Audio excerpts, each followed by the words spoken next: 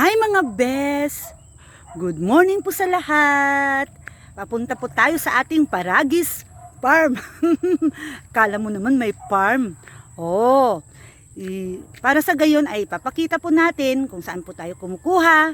At higit sa lahat ay malalaman ng mga nagtatanong kung ano ba talaga ang Paragis o yung damong ligaw na siyang nakakatulong sa atin para sa gayon ay makaiwas sa iba't ibang uri ng sakit kagaya ng cancer. Ayan mga bes ha. Eto na mga bes ang Paragis. Ayan, isang uri ng barley grass. Imagine mo ang mahal ng Paragis tea.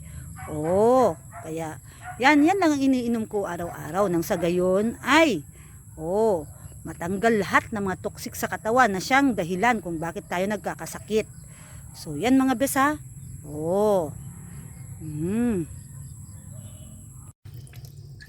Hugasan mo ito ng maigi mga bes nang sa gayon ay maalis lahat ng mga nakakapit na mga alikabok o dumi. Ano mga bes? Ayan. Mga 2 minutes lang ang pagpakulo.